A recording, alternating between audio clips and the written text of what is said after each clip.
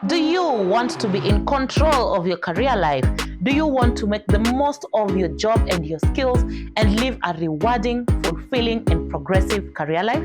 You will, because you can. I am Karen Olege, a career strategist and coach. Welcome to Career Growth with Karen, where we empower ourselves to meet or to achieve our career aspirations. Subscribe to this channel, like the content, share to your friends, leave a comment and let us engage. And do not forget to follow me on my social media handles, Career Growth with Karen in TikTok and Instagram, and Karen Olege in LinkedIn and in Facebook. Actually, LinkedIn is where most of the action happens. So I would just encourage you to head on to LinkedIn. Also, do not forget every Wednesday, tomorrow, and every Wednesday, 8 to 9 p.m., we have a LinkedIn Live, where it's a live session. We get to interact, we get to talk about these topics, you get to ask questions. So if you follow me on LinkedIn, you'll be able to get all this information, the links, the comments, the chats, everything. You'll be able to get it. In today's episode, many months ago, many episodes ago, I did an episode on the 10 good career moves that I made, or the 10 best career decisions that I made that elevated my career. Today, I am doing an episode on the career mistakes that I made that I shouldn't have, and you should probably also avoid them. So let's get started.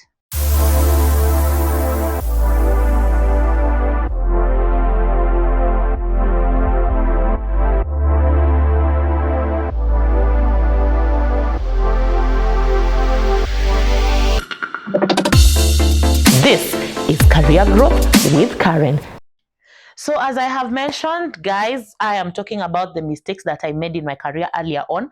I learned from them, and you also should either learn from them or just avoid these mistakes completely. And since you have been on this channel, most of the things will sound familiar. They will sound like you have heard them before, because most of my episodes are drawn from the lessons that I have been learning while I have been progressing in my career. So I will talk about, there are only seven mistakes that I made, or rather that I want to share. So please come with me and just identify with me in the comment section. Also tell me if you made these mistakes and what you learned from them, or if you have never made these mistakes, if you learned early, and that will be good. We'll be celebrating you in the comment section. So the first mistake that I think I made was to be too humble about my accomplishments. Guys, I could hardly take a compliment in the office. Anytime somebody would tell me I have done something, I would be quick to just, be shy about it and just pass it on and say, it was not a big deal. Yeah, I just did it. It was simple, actually. No, I have learned how to be loud about my accomplishments these days. I kept on thinking that talking about your accomplishments is bragging. It is not, especially when it's the truth. It is not. So be in the habit of sharing your accomplishments, talking about them on LinkedIn, talking about them in your organization. Be very upfront about the things that you have achieved. So the mistake that I made was to be too humble about my accomplishments. The other thing was to say yes to everyone who needed my help. I don't know where this came from, but in my first job, I could find myself working very, very long hours. Everybody would give me work. I would never set boundaries. I would always say yes. People were giving me work even from other departments. You can imagine. In fact, there was someone from procurement. If he watches this, he will know it's him. He could give me his work, and I was in a totally different department. I was not in procurement. I had nothing to do with procurement, but I would be there writing bids and all of those things, simply because I couldn't be strict about my boundaries. Saying yes to everything will make you end up being very overwhelmed, working very long hours, doing things that are not even part of your scope, and at the same time just grumbling and complaining. So one thing that I learned is that I have to be very clear about my boundaries. And this is not to say that don't help anyone in your office. Be of help, but always ask yourself, do I have the capacity? Do I have the time? Do I have the bandwidth? And if the answer is no, be very comfortable to tell that person, no, I'm not able to give you that help at this particular time. The other mistake that I made, the third one, was to avoid office politics. You must have watched my episode about navigating office politics and engaging in them to your favor. I think for me, I used to wear my avoiding office politics as a badge of honor. The way you just tell people, I'm not here to politic, I'm here to work. My performance speaks for itself. I don't care about those conversations that are going on in the grapevine. For me, I am very focused. I'm here to deliver. That used to be me until I learned, oh my gosh, Politics is affecting you, whether it's just like national politics, whether you engage or not, it's affecting you. So the best thing you can do is to figure out what is your role in it, what part do you play in it, and how do you cause it to work in your favor. Otherwise, things will be happening around you. People are getting promotions unfairly. You're wondering how come, yet it's because they have made the right relationships. You have not made the right relationships. Your proposals will always be rejected. You're wondering why. It's because you don't know the people who are of influence in the organization, and other people know. So you will keep on never being able to make any progress simply because you are avoiding office politics. That's another mistake I made. I learned from it, and these days I am very good with office politics. The fourth thing is to fail to take charge of my performance. Failing to take charge of my performance. Letting my boss to be the one to set my goals. What is that, guys? What is that? 2023, you are setting your own goals. You are setting your goals and then discussing them with your line manager. You are not sitting there for your line manager to set your goals, for your line manager to tell you how you have achieved or not achieved those goals. That is not happening. Take charge. Be in control of your performance. Set the goals that you think are achievable for you. Yes, you can stretch the goals and try to be as ambitious as possible, but at the same time, make sure that they're actionable, they're achievable, and they're measurable. Make sure that you're setting objective goals so that when it comes to the moment where you're discussing your performance appraisal with your boss, there's no subjectivity, there's no questions and ambiguity. It is very clear whether you achieved or you did not achieve. Anywhere where you feel you need support and resources to achieve anything, always be vocal about that. Tell your boss, I'm not able to shortlist 100 to look through 1,000 CVs in a day if I don't have a system that can help me sift through and pull out the bad CVs and retain the good ones. So ask for the resources that you need, ask for the support that you need, and make sure you have everything that you need to work on your performance and to be good at it. So don't delegate your performance management and your career development to your line manager. The other thing that was a mistake is that at first, initially in my career, I didn't have a career plan or a personal development plan. This was a big mistake. I started to have a career development plan, I think 6 years into my career, which is so wrong, because then you get pulled into different directions. And as it is said, it's a quote that if you do not know where your destination is, then any road will take you there. So you get pulled into different forms of directions and you end up in a strange place. Like, I know people who tell me they have found themselves in a marketing job 12 years into their career, and they're telling me marketing is not what they want. They didn't study it. They're not passionate about it. They don't care about it. But here they are in a marketing job. Why? Because they were just being pulled in these different directions and they kept on moving because they had not charted their own career path.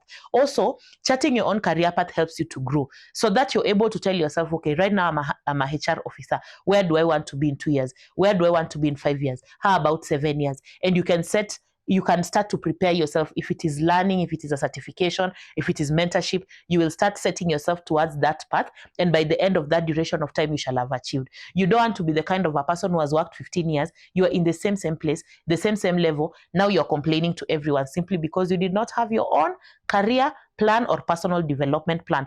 And FYI, I can help you do a career development plan if you reach out to me on the email address in the description box.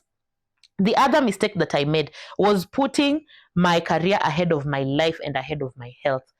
People, there is where to draw the line when it comes to careers. And I think this was really a big mistake. And I think it's just the zeal and the excitement of getting a job initially earlier on in my career. I was very excited. I wanted to work. I wanted to give my all. I had come out of campus to work. So here you are with a job and you want to give your all. But the thing is, I really sacrificed a lot of things. And one of it was my health. I actually worked to the point I was fatigued, but I didn't know I was fatigued. Everyone around me could see that I was sick, but I kept on saying that I wasn't because I was not feeling particularly any sickness in my body, but I looked sick and people would see that. And one day I just literally collapsed, fell down and on the floor and passed out for hours. And then after that, of course, went to hospital, but I was, given bed rest for a couple of days. Why? Simply because of fatigue.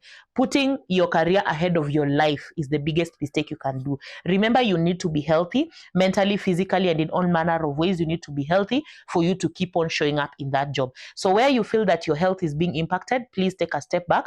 Where you feel like your well-being is being impacted, also take a step back and listen to people. When people around you tell you your work is consuming you, please listen to them. Because I think at one point, one person in my family had told me that. They told me, you're always working. Are you the president of this country? You're working 17 hours a day. Like, what is this? But I was just like, excuse me, I am in my job, I am working, I am employed. Yeah. So listen to people. When people tell you your job is consuming you, you are a workaholic. It may come out negatively, but be very keen to hear them, because sometimes they are observing, they are seeing that you're on a downward trend, and you know how your body works. The day when it just feels like it is time to shut down, it will just shut down. In fact, I thank God for me, it didn't go into things like stroke or something like that. But for some, it has been as dire as that. So please watch over your health. Put your health and your well-being before your career.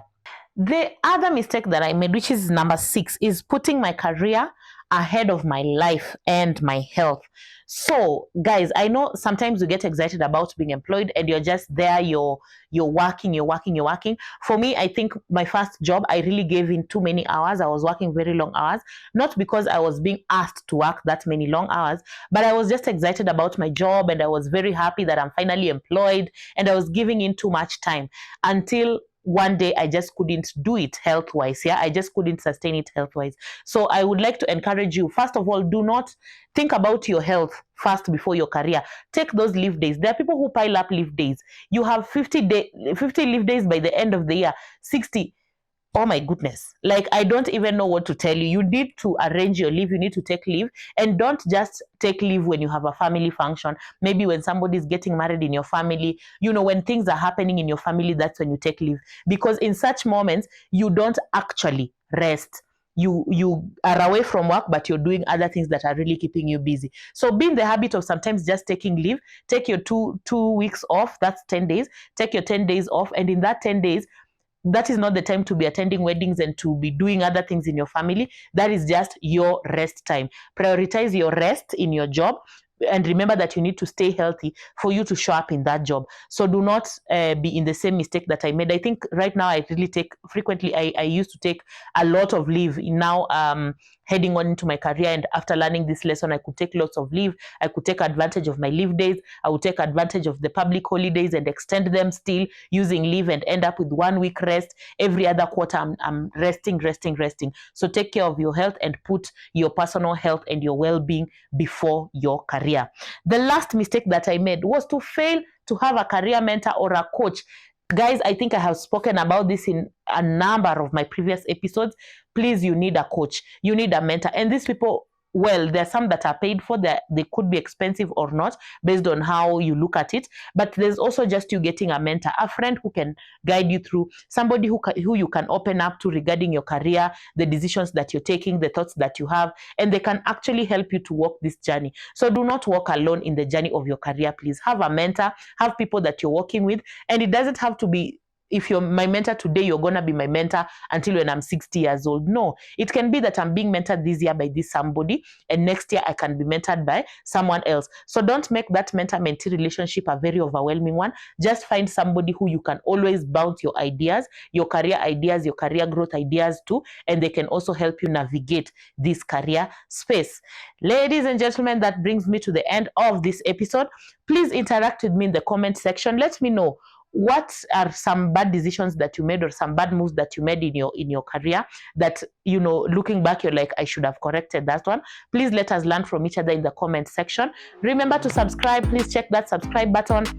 In case you haven't subscribed, please subscribe, like the episode, share it to your friends, comment down below, and also reach out to me using the email address on the description box. That's careergrowthwithkaren@gmail.com. Reach out to me for any specific career coaching or career advice, and I will be able to reach out to you. Remember, tomorrow we meet at 8 p.m. to 9 p.m. on LinkedIn Live. Follow me, Karen Olege, on LinkedIn, and we'll be able to interact more there. You can ask questions, and we can get to learn from one another. See you in the next episode.